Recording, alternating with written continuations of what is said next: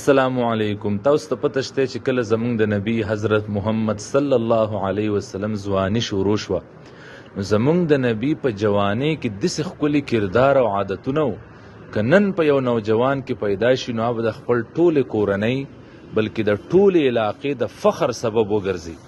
زمونږ د نبی صلی الله علیه وسلم په ځوانۍ کې لس ښایسته عادتونه وو.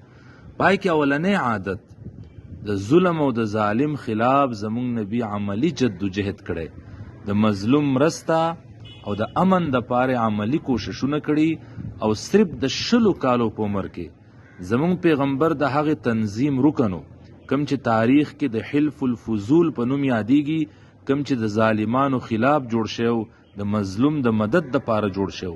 او زمونږ نبی صلی الله علیه وسلم په دې تنظیم دومره مینو د پیغمبرین وروسته به فرمایل ویزه په یو داسې تنظیم کې شریک وم د خپل ترونو سره په نوجوانۍ کې چې که د هغې په بدلل کې ماله چا سره اوښان راکولی نو زه پې نه وم خوشحاله.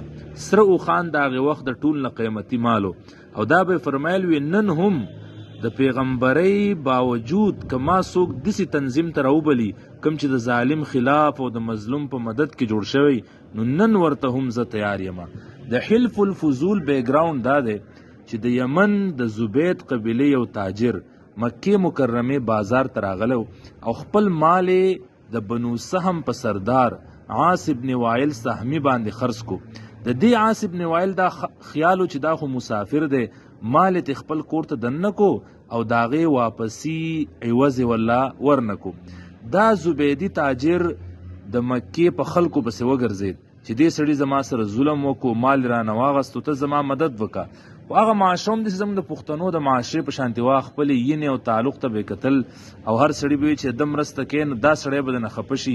نو هېڅ سړي د عاص ابن وائل په مقابله کې د ده مدد ونه کو. ورځ تېره شوه، شپه تېره شوه، سحر د نور د راختو په ټیم کې دی خانه کعبې ته مخامخ جبل ابي قبیس ته وختو. دا ورکوټې غونته ډیرکۍ ده او په هغې نه دردناک اشعار د مکې خلکو ته ووې. دغه اشعار دي کوم چې د زبیدي تاجر ویلو او خلکو ته وی ای قریشو د یو سړي سره ظلم شوی دی، په مکې کې د هغه مال هړپ کړی شوی دی، قبضه کړی شوی دی، او هغه سړی د خپل کور او د خپل قبیلې نه ډیر لرې دی، هغه د احرام په حالت کې دی، مسافر دی، له عمرۍ پوره کړي هم نه ده. نو ای غیرتمندو خلکو راشئ په خانه کعبه کې د هغه مدد وکئ. او عزت خو د هغه سړي دی چې عزتمن خویونه پکې تمام شوي، د هغه سړي عزت نشته چې هغه فاجر او دوکهبازي.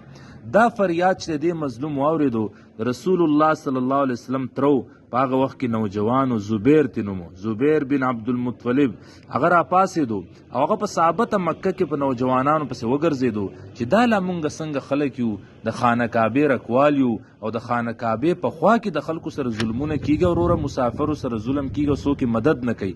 د خلک تیار کړل، نوجوانان تیار کړل، د 15 قبیلو الکانو سره مرګري شو، د بنو هاشم، بنو مطلب، بنو زهرا، بنو تیم او بنو اسد.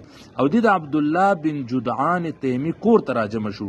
دا د بنو تیم سردارو په سخاوت او بهادرۍ کې مشهور او دا اګریمنټ وکړو چې د هغې نه حلف الفضول نوم دی. رسول الله صلی الله علیه وسلم د 20 کالو هلکو په عمر کې د دې ټولو نه کشر و، خو د ظالمانو خلاف په دې تنظیم کې ناسو، د هغې رکنیت قبول کو او په هغې باندې لوز وکړو. په 4 نکاتو باندې دا تنظیم جوړ شو.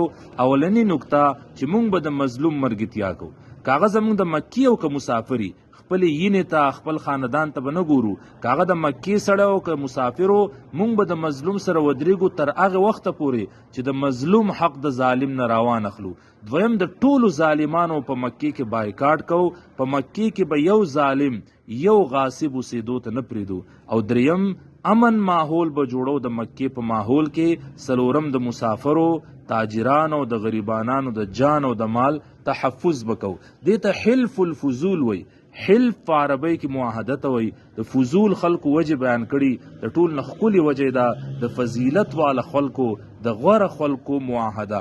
زمونږ نبی په دې ټول عمر خوشاله او دا تنظیم چې جوړ شو د دې ارکان ټول اول لاړو په دې عاص ابن وائل پسې داغه د کور مخې ته ودرېدل وی د دې سړي سره تا ظلم کړی یې مال واپس کا یا ورته قیمت حواله کا او داغه حق د دې ظالم نه راواغستو او دې مسافر لیور کو کنن زمونږ په پښتنو کې په هر کلی کې په نوجوانانو کې دا خوی پیدا شي او په هر کلی کې د حلف الفضول په شانتي او معاهده وشي آیا توایا ظالم با باقی پاتې شي څوک به بچا ظلم وکي خو نه مونږ مظلوم توایو مړه په قلاره کینا زمون په معاشره کې چې چا سر زیاتې کیږي دا دغه خپل کار دی مونږ وای د سره خو ظلم کیږي زما سره خو نه کیږي الان کې مونږ په دې پوه نه یو چې دا زمونږه ذمہواری ده دا زمونږ د پیغمبر د جوانی اولنې خوې دی الله دې مونږ ته د خپل پیغمبر په نقش قدم د چلیدو توفیق راکړي